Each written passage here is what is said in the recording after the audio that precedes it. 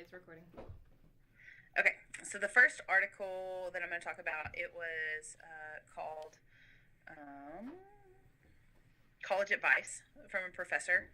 And it was basically a professor that she said, man, this is the advice I wish I would have taken when I was in college. And now she's actually teaching the students that she was like, and these students actually drive her nuts now. So it's kind of funny. But some of the things she talked about, one was that A's are actually cool, and they do come with perks. And so there's some cool things that some colleges do that I didn't know about. Like there's some incentives for grades for like free trips or scholarships, I understand, and grants, those kind of things, awards for grades. But like parties, top internships, that kind of. But the free trips threw me off. I was like, I never went to school with free trips for good grades. But but to me, some of that hit on one of the learning things that we learned in class so far about like taking performance goals where you are working for a grade, but almost turning it though that can make it work towards more of a learning goal focus. Because these incentives can take that and push it towards that, and also hit some more of those other goals, such as like affect and social goals, because you want to go to the party because it might motivate you to be with more people.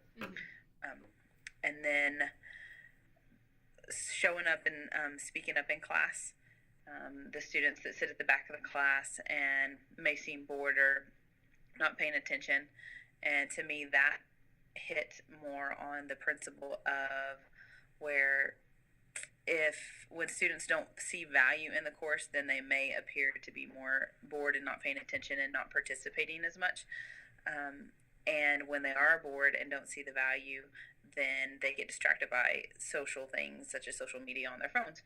And so in that situation, I thought that maybe it was more the teacher might have to figure out a way to help the students understand that her class is valuable and how to play to that and help them. But I can see where that could be an issue because her class size could be really big at a university level. So, Yeah. Let's see. Then several of her points talked about class climate, so how building those connections in class can help further your career, whether it be through peers or through your professor. So being able to build those relationships and being able to have initiate different kinds of conversation, and how later on those connections can actually help you. So understanding that the connections that you make in college can be lifelong friendships later, or help with your career. But to me, all that tied to the course climates and how important that is for a class. Let's see. And then I think also one important thing she talked about was to me, this of course is the counselor and then the school psychology side that hit to me, was talking about how at one point she really got involved in, when she was in college, with the drinking and smoking, and she had a real hard time stopping. And she realized that she thought that would ease her social anxiety about being with people, and it actually made it a lot more difficult for her. And so she realized when she became clean from all of that it improved her overall, academically and socially. Yeah. And so from a learning aspect, I know that can students will place like a high importance on social acceptance. So that can also play into their learning process. So helping students understand how those choices, yes, socially that's important, but also how it can affect learning, and how, I guess you'd say, to balance that, teach them how to balance that. Yeah. And then also with learning in the environment of learning how to reach out to, whether it be classmates or professors, and being able to build that relationship through course climate of whenever you need more emotional support, like when she was struggling in college and needed to be like, I need more support than this, I am struggling, and they helped her connect her with other counselors when she was experiencing lots of anxiety. And I think that's important to learn in higher ed, of building that climate where a student can feel comfortable enough to come up to you and ask for that help. Yeah. So that was the main critiques of relating what we've learned so far in class to the article, on that one for me. Yeah. My middle school in 7th grade in San Antonio did field trips for passing grades at the end of every 6 weeks. Yeah, and I guess that makes sense. And I guess I was just thinking, because she was saying, one of the author used an example of at a university. I mean, like they went on a trip to and I'm talking out of the country. Oh. But it was through Dang. one of these, and I was like, whoa, no, I didn't go to school like that. But I did do the field trips for like grades. I mean, we would have like a movie day where if we were on a honor roll, then we got to go to, like on a field trip to eat to the movie or to the mall and to the movie or something like that. So I was thinking, yeah, but I've never heard of a university. And she's like, her niece, but it was at a big university. I can't remember the name of it, but I was like, wow, no, mine didn't do that. I don't know that would. Why would they do that though for a university level? I don't know, and I can't remember. Because I feel I like don't know. at university level, people are more intrinsically motivated though to get the good grades. Because you're at a university, you obviously want your degree. You wouldn't be there if you didn't. True. Right, and I almost think she said for that incentive, for that big one, I don't remember if it was through like an honor society, and it was like maybe the highest certain number got to go. But still, I was shocked by that. I mean, because I understand awarding for, scholarships, and I've heard of all that, but that incentive trip, I was like, wow, I've never heard of that. And she said it was pretty calm. I was like, Yeah. So I know that one was kind of strange to me too, because I usually agree at this level, you're either in or you're not. Yeah. Usually, you're kind of on your own in that aspect, I think. Yeah. I have to say, it would have been nice to get rewards like that. Yeah, send me to Bora Bora for my grade point average. Thank you. Where did you find it? That one I found in, I think it was in the New York Times. Okay. Where are we supposed to share our links? I haven't. I've just emailed it to people if they ask for it. I kind of Okay. just put it at the end of my article critique, so if you can find it. Yeah. Yeah, I put like the link to my article critique. I'm sorry, I put the link to the article in my article critique. Does that make Yeah. sense? Yeah. Okay. So I'm like, yeah, that one was in New York Times, and I found it. Usually, most of these I found under like the education section, and I scrolled through until I found something that sounded pretty interesting. Yeah, that's kind of what I did for mine. Yeah. Yeah. Did y'all get y'all's from New York Times? That's where I got both of mine. I got mine at the Chicago Tribune. Oh, okay. I don't get mine from super accredited sources. That's good. That's not, right. I'm like, that's the purpose, right? Do y'all want me to do both, or do you want me to do just one and then rotate? You want to go, or you want me to go? I can go. Okay, I'm gonna focus this on you then while you're talking. I found an article on the Chicago Tribune. It's called Inside a Calm Classroom. And basically, this program called Calm Classroom was launched in 2008 in Chicago Public Land Schools. And they have mindfulness and stress reduction techniques for third grade classrooms, like yoga. And so I thought it was interesting because, like, we're classroom climate. And even I was just quoted some of in the article, there was like an 8-year-old that said, once I come back into the classroom after running around recess and lunch, it helps me calm down for math. I'm not a math expert, so being able to relax during calm classroom helps me calm down for math, or gets me excited for the next subject. So I just thought that it was a different way for classroom climate, like turning down the lights, doing yoga, mindfulness, and the principal even said that some students have come up to him and said that I do this at home, like before I go to bed, to help me relax. So then they do it at home, they go to bed early, they go to school, they learn better. So I just thought that was a really cool technique that they brought in. Yeah. Maybe I need to do that. Yeah. I'm like, calm me down before I go to bed. Yeah. So that's basically it. I kind of just quoted just how positive classroom climates, help you succeed in school, and this yoga has helped people emotionally and physically, so it's a win-win.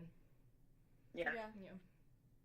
And I know mindfulness has become a pretty big deal. Like a lot of our students do a lot of research on it and how it's being used in the classroom and it's the positive effects. I haven't really seen many write about negative yet. Yeah. So, I mean, maybe, I don't know if it's just too new or what, but I think that, because I think some are looking at using mindfulness in classrooms to help with behavior issues, so that, like, instead of, like, the discipline something or something like that. I've read different things, but I can't remember everything about it, but something like that. Yeah. So yeah, That's neat. I like it. I like it Yeah. too. I need that. in my Where classroom. was it done? In Chicago-led area, in Arlington Heights, which is like a suburb. So. Okay. And it was elementary kids. Mm-hmm. I wonder how that would play out with like middle school and high school and college. Yeah. Yeah. That'd be interesting to see. Yeah. You know, I do know there was a lady at our campus though. Last year, she was a graduate student that was doing yoga with like a selected few kids after lunch. But I never did get to hear the end result of that. But I mean, at the time, because I didn't know anything about classroom climate, I was like, that's stupid. It's like, you're stupid. That's time for that. I know. These kids aren't going to sit down for yoga. Are you kidding me? I know. And now you're like, I wonder. Yeah. And they can opt out of it if they want to, but the article said that like no one has. So I guess everyone likes it. So. Yeah.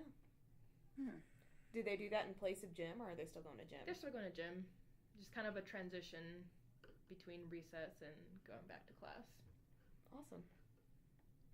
Okay. It's kind of like a refocus, calm down, like run around like crazy in gym, and then let's refocus before we come back in the classroom. Yeah. Okay. Awesome. Yeah. Well, I guess I'll go, and then we'll move on. Okay. So mine was about self-regulation, but it wasn't so much about self-regulation in the aspect that we've been talking about.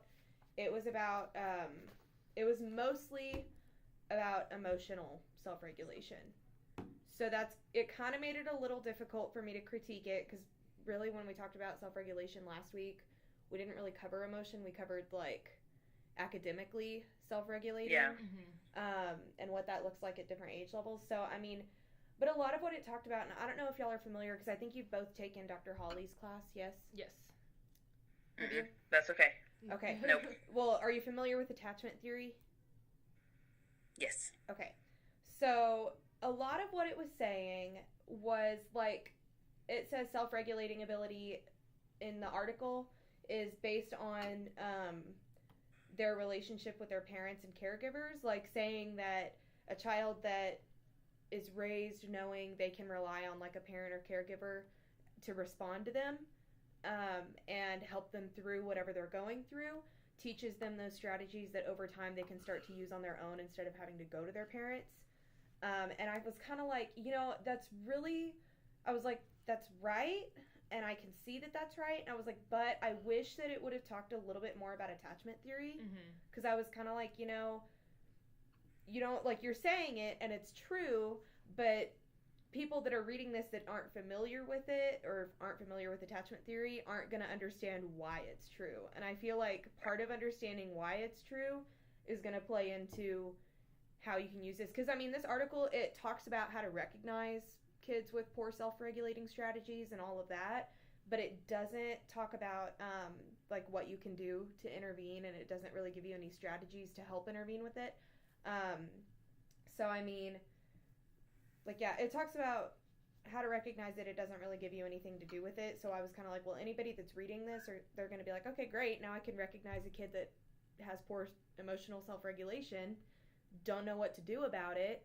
Right. So I was kind of like, if you mentioned attachment theory and you talk about how, because, God, I went on and on and on about attachment theory. Because, we talked about last week, Dr. Land drew that, like, graph-looking thing that had, like, responsiveness and control. Was it control on the other one? There was, no, what was it? Responsiveness. See, I don't remember. God, I knew it because I've been, yeah. Hold on. What is it? I can picture it. I can picture almost it too, and I can see responsiveness. We'll call it control, because it was like expectation or control or something like that.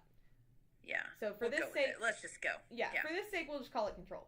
But we know that, like, the authoritative parent is the one that usually produces the most self-regulated kids. So I was like, we get that. We get the parenting styles. I wish it would have talked about that but at the same time, I can kind of see why it didn't. Because, like, I know that it might not be applicable to emotional self-regulation. I know that it's applicable, like, because he talked about, external expectations from your parents are then internalized by the kids and become their internal expectations for themselves. And I was like, I wonder if that's the same way with emotions and feelings and how to self-regulate those. So I was kind of like, I wish it would have talked about that, like the parenting styles and like how if you have poor attachment relationships with your parents, then you're probably going to be less likely to be able to self-regulate. Because if people that are educated then about attachment theory, they can be like, okay, well, now we can recognize the self-regulation difficulties that this kid is having, but we might also be able to identify why. Like, is it poor attachment figures? Do they not have an attachment figure? Do they not have an attachment figure that they can trust and can rely on? What kind of parenting or what kind of parenting are they experiencing from this attachment figure? Like, all of these different things, I feel like if it had just gone into attachment a little bit more, it would have kind of opened up the possibilities for teachers and parents that are reading this article to kind of intervene. And then it also talked about what I thought was interesting, and it just kind of stuck out at me a little bit, how good emotional self-regulation eventually leads to their ability to form and maintain peer relationships, which, talking about attachment again, like if you've got a good attachment relationship with your parent, your caregiver, then you can start to develop those pro-social behaviors, and being pro-social in turn allows you to build and maintain those relationships. So part of my biggest critique was I really liked it. It was really simple, like a parent or a teacher could read it and it could make sense. But at the same time, that was my biggest thing, was they didn't really go into depth about, which would have made it a more difficult read.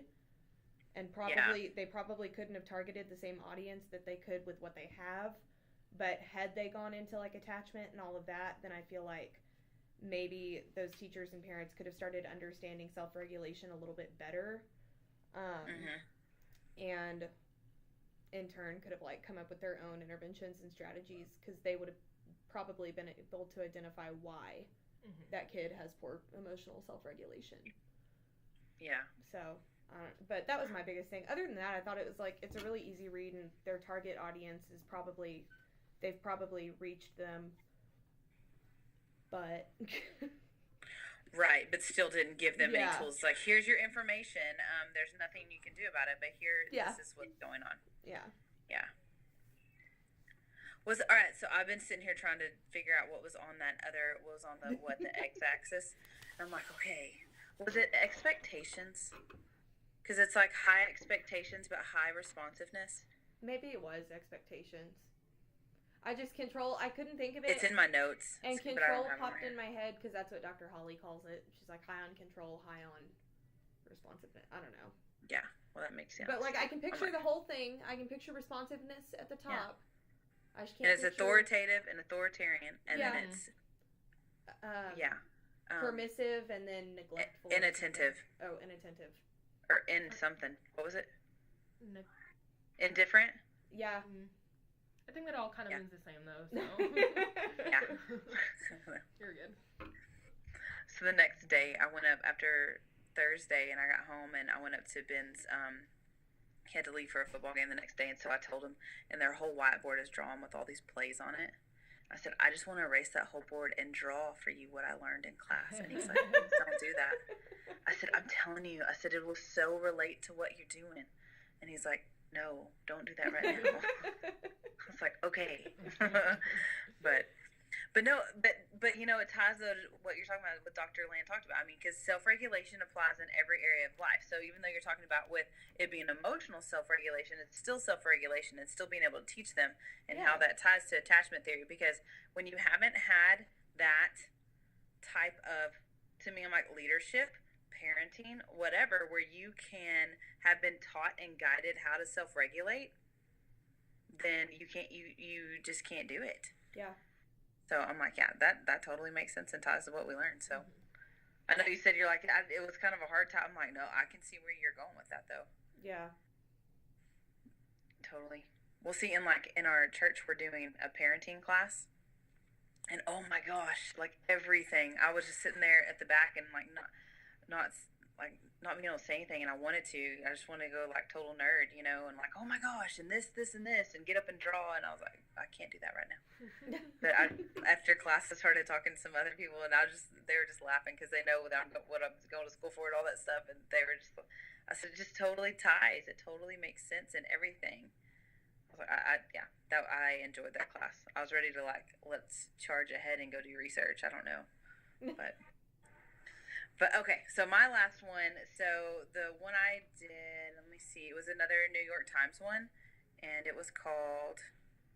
It's called Silicon Valley Teachers Tech. Yeah. So she was a tech savvy teacher, and it was a really interesting article. I only critiqued a certain part of it though because it's really long, Yeah. and I only wanted to critique the her teaching style.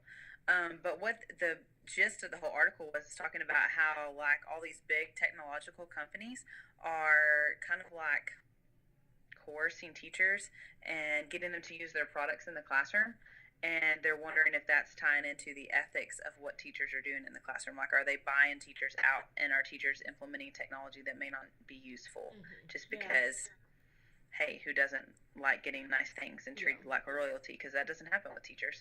Yeah. So I didn't hit any of that because it really didn't tie. Now, if we were in ethics class, man, you know, it would have hit it all. But it's really, really interesting. But her class, she is set up in a really interesting way. So the way I ended up critiquing this article is I took when we were talking about the classroom climate, and what was the name of the article? But it was where it had the class framework dimensions and it had that table. So I kind of took like the emotional support. Like there was the graphic organizer of it, and then there was like the table that broke it down and almost defined each part of the graphic organizer. So that's how I kind of critiqued this article. It didn't have every piece of it, but that's what I did with this one. But for emotional support for this teacher, it came to classroom climate. She hugs and greets all the kids at the door. She comments that she wants to have a warm and respectful classroom environment. She sets up student support for them through student development. For teacher sensitivity, one of the things I put, since her district didn't have a large budget, she began trying to use just iPads to help with. She saw a need for technology in her classroom, so that's how she kind of started it. And she realized the potential and started trying to look for more opportunities. Mom, are you in there? Bradley. Oh. Mercy. I'm surprised he was the one. I figured it'd be the baby. So she now, for her classroom, she's kind of set it up in something that's called a Starbucks classroom. And you can she started it in this way up like in up north. And so this little bitty town up north. And so she has it set up like that. And it's just a really non-traditional type setup. She has a Twitter for her class, and her students run it. And she also has, she uses just lots of different technology. For regard for student perspectives, like I said, she has it set up like a Starbucks. One of the things is she has like cushions they can sit on, rocking chairs, balance balls, as well as like typical desk and chairs, which you see that a lot more in elementaries nowadays. Yeah. But I like that. Now, she doesn't have assigned seating, so the kids, that's one of the rules in her class, is that they are able to pick where they sit, and that they have to pick where they feel they will be most productive. And so I think that that's in a way self-regulated learning for these kiddos, because they have to know, all right, right now I'm really sleepy, so maybe I don't need to sit on the couch. I need to maybe go move over here. Yeah. But so, in like one of the students, they even questioned him, and he said, well, when I want to read like this, then I'll sit here because I'm more comfortable. But sometimes when I have to work on a project, I feel like I need more structure, so I'll go sit at a desk. And I'm like, interesting. And I'm like, oh, I kind of do that, you know? Yeah. I'm the same. But she has an Instagram account, and one of the things she's teaching students now, which I think is, I don't know, you get torn on it, but I think it's really kind of a good thing, is she's teaching them etiquette for technology, which is important, and that they're building these digital footprints now, and that those carry with you. And if you are building, understanding that, because there's lots of teenagers that don't understand whatever you put on there, it stays, it doesn't go away. Yeah. So teaching and educating them on media and how it works. And to me, it's kind of like, you have a line leader. She has a Twitter leader. But for organization and behavior management, the class actually sets the rules and they determine the guidelines for how they do it. And then for instructional formats, she still, to me, uses direct and indirect instruction, kind of a combination with the new technology helping to assist that. Because there's pictures that she had in her class where she's still doing one-on-one, paper, pencil, all that, but she's also implementing the technology strategy. So to me, I think it's both. But she also uses the kids have a certain kind of app where if they want to explain their math answer, they can explain it verbally, which I think is pretty interesting because sometimes it's very hard for kids to explain why they did what they did. Yeah. So they have to record their explanation of how they worked that problem, which I thought that was pretty neat. They also had a certain tool that they were using to virtually build a project, but then they would virtually build it, but then they had to physically build it after they did that. Yeah. So it's kind of using both. Let's see. For the feedback, I thought something was pretty cool is that whatever this app she's using called Seesaw is that it's a portfolio for students, and so she can get in there and give feedback, but the parents can also access that app at any time and also provide feedback to their own kids at the same time. So I thought that was a good way to get everyone involved in that learning, which can be good and can be bad because sometimes if the parent maybe gives contradicting feedback, I'm like, how does the student know which way to go? Yeah. So I can see that as good and bad, but I think still developing a good support system and being involved in their kids' learning. One of the things she is getting a little criticized for some of her stuff, and there was lots of other controversial issues that were discussed in the article. But overall, from what I saw and from what we learned in our class so far, is that she is setting up an emotionally supportive and an organized classroom. And she's an instructionally supportive classroom. So our students appear to be learning and enjoying their learning, and it seems to be relevant to the new age. So I thought it applied to what all we've learned so far with how students learn and applying it with new technology as well. So it was pretty interesting. I had to go to a SPED department meeting on Monday, and they did like a tech talk with us the first 30 minutes, and it was just our technology coordinator kind of showing us all of the new things the iPads and stuff can do with the updates. And he was showing us, I think I know exactly what app you're talking about as far as like them having to write, he was showing us Whiteboard, and like it's basically the kids write and it can also record them speaking. So like they work out their math and everything, and he was showing us, and like they talk themselves through it, so the teacher can kind of like get an idea of where they're messing up and all that. And then he was showing us that text-to-speech thing that we're using a lot now on our campus, like our kids that need oral administration or may need to hear a question again. Like it's hard for a teacher in a resource classroom to read to the whole class and everyone stay, because like some kids need more time. And so now they either record themselves reading the test beforehand, and the kids can use the QR code that they provide to go to the YouTube video that has them reading it, or they can do the text-to-speech if it's on the iPad, and it'll read it to them, and they can do it as many times as they need to. So that's cool. Now, the only thing is, how will they do? So you can't do that for like STAR tests, but you can do it for these kind of tests, though. Well, with STAR tests, though, the accommodated reading ones now that you can do on the computer, you can highlight it and it'll read it to you. Oh. Yeah. That's cool. Even on the STAR test, if there's a word you don't know, you click on it and it can provide you like another word or a definition. Wow. Yeah, the STAR tests are getting like nuts. Wow, and I'm like, whoa, that's awesome. Where was this article taking place? Was it in Silicon Valley? This one, I'm trying to remember. I want to say it was up. It was in Minnesota. Because I'm just curious. Because I remember when I was reading it, I said Minnesota. I'm just curious if like certain teachers would just be like, no, like I don't want to use technology, especially like the older generation. And she's pretty big. Like I said, I'm pulling it up right now to see, but she's pretty new school. Yeah. You know what I mean, for her area, because she's from a very small town.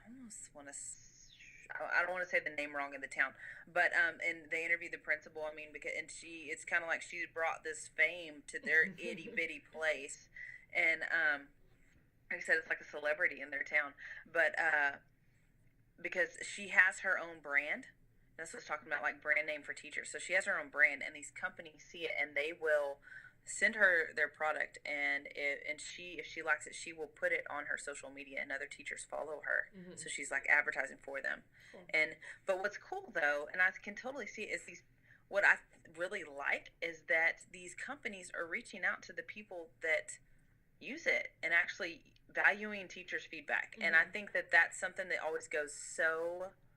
No one does value that. And so to have someone actually be like, hey, your opinion's important, and you're the one that's implementing it. So I'm like, we want to know what you think, and here's some free product. Try it. I'm like, I think I can see where it could go wrong, and I can see where you could get in a big ethical dilemma. But they're also now, they talked about how they're offering like Google certifications and like Amazon top technology certifications, and they'll pay to send certain teachers, if you do certain things, they'll pay to send you to these conferences, and if you do their product, you have to go to so many conferences. So like this specific teacher, she's worked a deal with her district, and see, that's one of the things it talks about. You need to make sure you understand what your district policies are before you do certain things. But her district, she's worked a deal where I think she has 10 days where she can go and do these presentations. But it doesn't, none of her stuff ever interferes with her teaching or any of that kind of stuff. She doesn't sit in class and, prep for a presentation.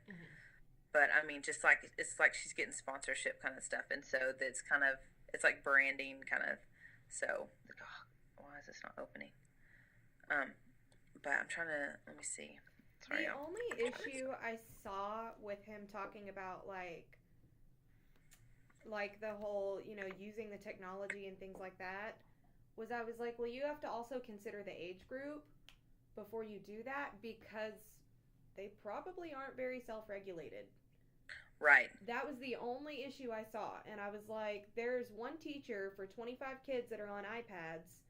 That teacher's not, I mean, if that teacher is busy going around helping other kids, they're not paying attention to what this poor self-regulated learner is doing on their iPad. Yeah. Right. Right. That was the only issue I saw with it. Yeah, and one of the things that at least technology, because I know like whenever I would teach Saturday school and summer school, there was ways to lock the desktops. However, with iPads, I don't think they figured out a way to monitor and lock iPads, where you can shut screens down and things like that. There is a way, but it has to go through the teacher iPad, because like our teachers, it can show if they're all, and it's a certain app, if all the students are on that app, it shows the students and what app they're on.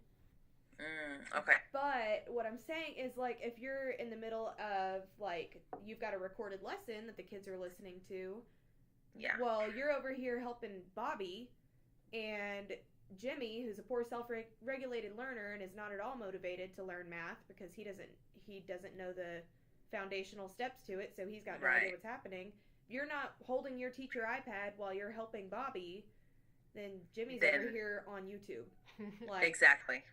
Or playing games. And that was my only issue with it. I was like, you have to keep in mind what age group we're dealing with. Right, yeah. And see, so this one, all right, so she is from Mapleton, North Dakota. And, but yeah, I mean, it's a little bitty west of Fargo. Yeah, just little. Yeah, it's itty bitty. But if you go and, yeah, I mean, and it shows pictures of her classroom and what it looks like, and I mean, but it's pretty, like I said, it's a long article, but it's the whole title of the article is Silicon Valley Courts Brand Name Teachers Raising Ethical Issues. So, I mean, but it's pretty interesting. But like I said, her classroom, though, they kind of presented it as different. I mean, to me, the setup is becoming a lot more common. And like I said, I think it's called, you can Google Starbucks Classroom, and that's kind of what she kind of started. And the reason why she's like, she wanted something like that. She said, that's where I go and do my work. And I realized, hey, this works for me. Wonder how it would be for my students. Yeah. And so that's where she kind of came up with it. And I'm like, yeah. I think that's something that's pretty interesting for sure. Yeah. But yeah. Cool. I'm like, man, somebody brand name me. I'm just kidding. Send me free technology. But it was good. But that's all I got. Sweet. Well, I guess we're done. I know. Hey, I'm just happy we got it. Check. Yeah, let me stop the screen recording. Okay. If I can figure out how to do that again. I know, right? Time, and then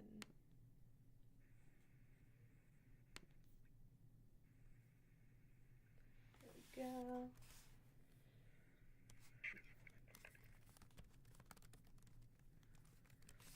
Okay, sweet, we're done.